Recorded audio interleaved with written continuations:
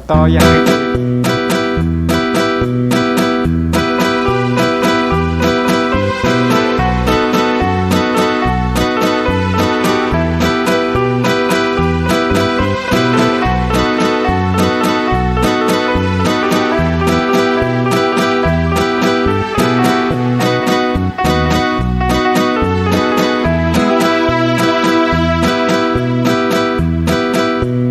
to ya khi nhà chịu cho tên tây cho mà rung cả tiết kế sa son đó cái điều mút quân thơ không người họ và mơ chọc tới chốt cụ cụ nước sa cụ cho tên mơ đó xin để gió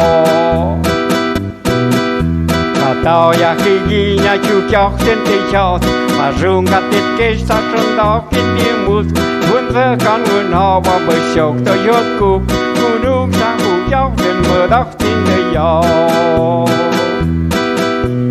to ya gì nhắm nhớ có tên cả rực cú sĩ cú mẹ theo ya một không mất mà khó người sợ mịt mơ để choan tròn đó kiếm nước cùm này đây là theo cung làm tròn đó mơ quất cù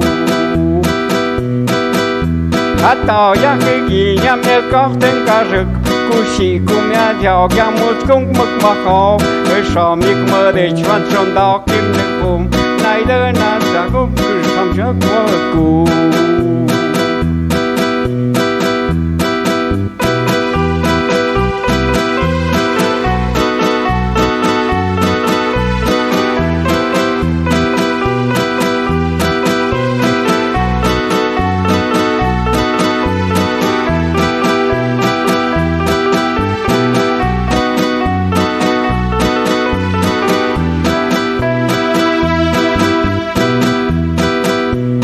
to ya khi nhà chịu cho tên tây cho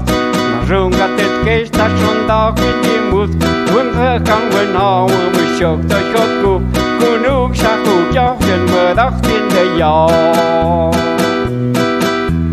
to ya khi nhà chịu cho tên tây cho mà rung cả tết kế ta son đó cái đi mút quân thơ không quên họ mười chục tới chốt cụ nước sa cụ cho tên mơ đó xin để gió to ya gì nhắm nhớ có tên cả rực cú sĩ cú mẹ theo ya một không mất mà khó người sợ mịt mơ để choan tròn đó kiếm nước cùm này đây là theo cung làm tròn đó mơ quất cù